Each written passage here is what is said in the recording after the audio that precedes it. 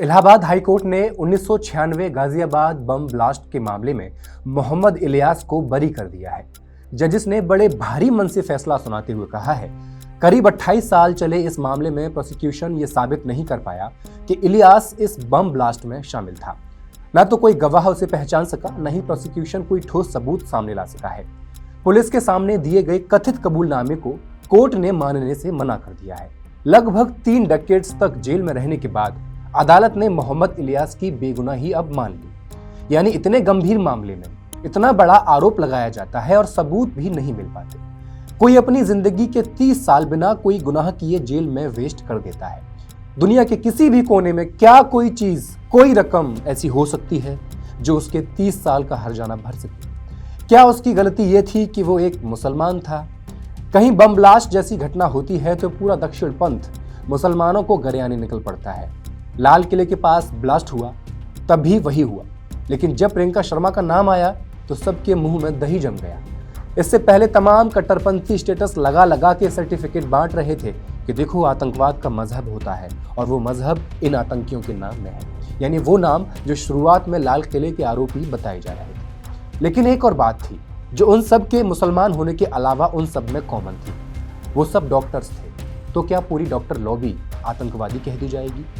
हालांकि नाम देखकर आतंकवादी कहने वालों के पास इस बात का जवाब नहीं है कि प्रियंका शर्मा का नाम लाल किला के पास हुए ब्लास्ट में कैसे आ गया। मोहम्मद इलियास का भी अपना घर होगा, उसका परिवार होगा, उसकी एस्पिरेशंस होंगी, कुछ उसके सपने होंगे। लेकिन पुलिस अपनी नाकामी छुपाने के लिए अज्ञात में किसी को भी भीतर कर देती है। तो कभी नाम देखकर उठा लेती है, कभी 2 पैन कार्ड रखने पर तो कभी भैंस चोरी के इल्जाम में अंदर कर देती है। और जिसे नहीं करना हो अंदर, तो वो कितना भी बड़ा अपराधी क्यों ना हो, वो जेल जा ही नहीं सकता, चाहे उस पर नेशनल प्लेयर्स के शोषण का आरोप हो, किसी को कार से कुचलने का आरोप हो। अब सवाल ये है, जब सबूत इतने कमजोर थे तो पुलिस ने किस आधार पर मोहम्मद इलियास को गिरफ्तार किया था? कैसे मोहम्मद इलियास का कनेक्शन इस धमाके से जोड़ा गया और 30 साल तक जेल में अंदर सड़ाया गया? फैक्ट्स एंड फिगर्स के इस एपिसोड में आई विल एक्सप्लेन। नमस्कार, मैं हेमंत और आप मॉलिटिक्स देख रहे हैं। 27 अप्रैल 1996 दिल्ली के आईएसबीटी से रुड़की डिपो की एक बस निकलती है। बस में 53 यात्री बैठे होते हैं। कोई घर लौट रहा था, कोई काम से जा रहा था। रास्ते में मोहन नगर पर कुछ और लोग बस में चढ़ते हैं। बस आगे बढ़ जाती है। अब तक तो सब कुछ रोज की तरह बिल्कुल सामान्य लग रहा था, लेकिन जैसे ही बस मोदी नगर पुलिस स्टेशन को पार करके आगे बढ़ी, लगभग शाम के 5 बजे अचानक बस के अगले हिस्से में एक जोरदार धमाका होता है। पल भर में हर तरफ चीखें, धुआं, टूटे हुए शीशे की किरचें और चारों तरफ भगदड़ का माहौल बन जाता है। 10 लोग मौके पर ही दम तोड़ देते हैं। लगभग 50 घायलों को अस्पताल भेज दिया जाता है। अब तक पता नहीं चल पाया आखिर धमाका कैसे हुआ था। पोस्टमार्टम रिपोर्ट में पता चला कि मेटल के कई टुकड़े उनके शवों में मिले हैं। डॉक्टर्स ने कहा ये मौतें बम धमाके से हुई हैं। जांच आगे बढ़ती है, खुलासा होता है ये कोई साधारण ब्लास्ट नहीं था, एक प्लान के तहत किया गया आतंकी हमला था।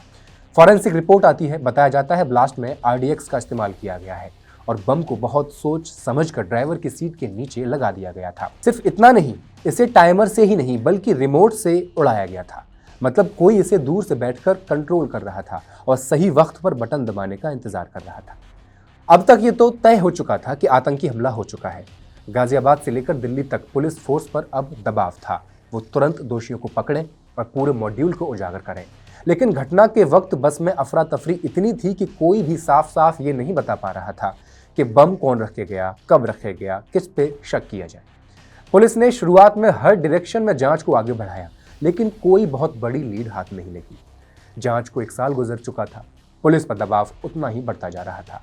फिर आया जून का महीना, साल था 1997। लुधियाना से पुलिस एक शख्स को गिरफ्तार करती है। नाम था मोहम्मद इलियास। पुलिस दावा करती है कि इलियास ने अपने पिता और भाई की मौजूदगी में इकबालिया बयान दे दिया है, यानी ये मान लिया है कि बम उसी ने रखा था। ये बयान एक ऑडियो कैसेट में रिकॉर्ड किया जाता है। लेकिन किसी को कोर्ट में अपराधी साबित करने के लिए सिर्फ पुलिस के सामने दिया गया बयान काफी नहीं होता। इसी कैसेट के आधार पर प्रोसिक्यूशन यानी पुलिस ने पूरा मामला आगे बढ़ाया। प्रोसिक्यूशन की कहानी ये थी कि ये हमला जिसने करवाया है वो पाकिस्तान का एक आतंकी संगठन है।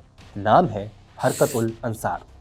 कहा गया कि इसी आतंकी संगठन का कथित जिला कमांडर अब्दुल मतीन इलियास और एक तीसरे किसी व्यक्ति तस्लीम के साथ मिलकर इस साजिश को अंजाम दे रहा था। पुलिस ने दावा किया कि इलियास को जम्मू कश्मीर के कुछ लोगों ने उकसाया और उसने ही ये बम बस में रखने की जिम्मेदारी ली थी।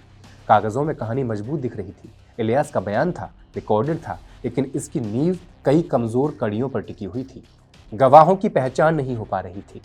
धमाके से पहले बस में किस किस ने सफर किया, इसकी स्पष्ट जानकारी कहीं से नहीं मिल रही थी। 2013 में ट्रायल कोर्ट ने इसी कमजोर कहानी के चलते तस्लीम नाम के शख्स को तो बरी कर दिया, लेकिन इलियास अब्दुल मतीन को उम्र कैद की सजा सुना दी गई। बात थोड़ी पची नहीं थी। तस्लीम को बरी किए जाने के खिलाफ राज्य सरकार ने कोई याचिका तक दायर नहीं की। क्यों? क्या उसे झूठे केस में फंसाया गया था? तस्लीम के बरी हो जाने के बाद, खुद को उम्र कैद हो जाने के बाद, मोहम्मद इलियास ने ट्रायल कोर्ट के फैसले के खिलाफ इलाहाबाद हाई कोर्ट में अपील दाखिल कर दी। अब्दुल मतीन, जो कथित मुख्य साजिशकर्ता बताया गया, उसने अपील दायर नहीं की या की होगी, इसकी कोई जानकारी नहीं है। लेकिन यह केस मोहम्मद इलियास अपने दम पर आगे लड़ता रहा। हाई कोर्ट में ट्रायल के दौरान कुल 34 गवाह पेश किए गए, जिनमें घायल यात्री थे, डॉक्टर्स थे, फॉरेंसिक एक्सपर्ट्स थे और पुलिस ऑफिसर्स भी थे। लेकिन उनमें से कोई भी ये पहचान नहीं कर पाया कि बम रखने वाला इलियास ही था। कई गवाह अपने बयान से मुकर भी गए। कुछ ने ऐसी बातें कही जिनका ना कोई सर था ना कोई पैर। केस जितना आगे बढ़ा उतना ही कमजोर होता गया, लेकिन इलियास किसी और के हिस्से की सजा काटने के लिए मजबूर था। मामला लगभग 30 साल तक यूं ही चलता रहा। 28 साल होने के बाद पुलिस अपनी कहानी साबित नहीं कर पाई। आखिरकार निचली अदालत का फैसला भी सबूतों के बोझ तले खुद ही ढहकर बह गया। अब सवाल यह है कि एक ऐसा मुकदमा जिसमें शुरू से ही सबूत कमजोर थे और जांच में बड़ी खामियां बार बार सामने आ रही थी, वो आखिर 28 साल तक कैसे चलता रहा? इलियास को गिरफ्तार किया गया 1997 में। तब से लेकर अब तक वो जेल और मुकदमेबाजी की अनिश्चितता में गुजरता रहा। पहले पुलिस की जांच में देरी हुई, फिर ट्रायल कोर्ट में सुनवाई लंबी चली और उसके बाद अपील हाई कोर्ट में सालों साल तक पेंडिंग पड़ी रही थी। हर तारीख, हर अगली पेशी, हर बार नए कागज, नए तर्क, लेकिन केस वहीं का वहीं खड़ा रहा। सबसे बड़ी बात यह है कि जिस इकबालिया बयान पर पूरा मामला टिकाया गया था, वो भी कानूनी रूप से टिक नहीं सका। ये बयान एक ऐसे पुलिस अधिकारी के सामने रिकॉर्ड किया गया था जो टाडा कानून के हिसाब से अधिकृत नहीं था, और हाई कोर्ट ने साफ साफ कहा था कि टाडा पहले ही खत्म हो चुका था, इसलिए उस बयान की कोई वैधता बची नहीं।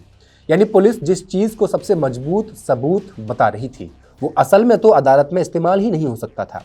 पर यह बात साफ साफ होने में लगभग 3 दशक निकल गए। अब आखिरकार हाई कोर्ट ने फैसला सुनाते हुए इलियास को बरी कर दिया है। कोर्ट ने फैसले में लिखा है, भारी मन से इलियास को बरी कर रहे हैं। लेकिन क्या कोर्ट का भारी मन इलियास को उसकी जिंदगी के 28 साल वापस दे सकता है? कितने ही लोग जेल में बेकसूर हैं, किसी और के किए की सजा काट रहे हैं। ऐसे मामलों में पुलिस की नाकामी नजर तो आती ही है, इसके अलावा राजनीति से प्रेरित एक एजेंडा भी इसके पीछे काम करता दिखाई देता है। SPIR रिपोर्ट के अनुसार कोई व्यक्ति दोषी है या नहीं, पुलिस जाति और धर्म देखकर तय कर देती है। आरोपी दलित, आदिवासी या मुसलमान है तो दोषी ही होगा। रिपोर्ट के मुताबिक 50% पुलिस वालों का यह कहना है कि मुसलमान आपराधिक प्रवृत्ति के ही होते हैं। 35% पुलिस वालों का यह मानना है कि दलितों में अपराध की प्रवृत्ति ज्यादा होती है, और 31% ये कहते हैं कि आदिवासी भी इसी प्रवृत्ति के होते हैं। इसी सोच का नतीजा है कि मुसलमान और पिछड़ी जातियों के लोग अक्सर बिना ट्रायल के ही जेलों में सड़ते रहते हैं। पैसे नहीं होते, अच्छा वकील नहीं कर सकते। और दूसरी तरफ तस्वीर अलग ही है। आरोपी अगर सत्ता में बैठे लोगों द्वारा पोषित है तो मामला खत्म करने के लिए सरकार खुद पहल कर देती है। सबसे बड़ा उदाहरण इसका अखलाक की लिंचिंग का केस है। 10 साल पहले दादरी में एक भीड़ ने अखलाक की हत्या कर दी थी। एक साफ साफ हिंसक अपराध था जिसे पूरे देश ने देखा, सुना, समझा। लेकिन आरोपियों को बचाने के लिए सरकार ने अदालत में जाकर खुद केस वापस लेने की अर्जी डाल दी। यानी एक तरफ इलियास जैसे लोग बेगुनाह होते हुए भी उम्र के 3 दशक जेल में गंवा देते हैं, और दूसरी तरफ ऐसे आरोपी जिनके खिलाफ पुख्ता सबूत भी हैं, वीडियो तक मौजूद हैं, वे लोग राजनीतिक संरक्षण के कारण दोष सिद्धि के पहले ही समाज से भी घोषित कर दिए जाते हैं। आपका क्या कहना है इस रिपोर्ट पर, हमें कमेंट सेक्शन में लिखकर जरूर बताएं, और मॉलिटिक्स को सब्सक्राइब कर लें। बहुत बहुत धन्यवाद।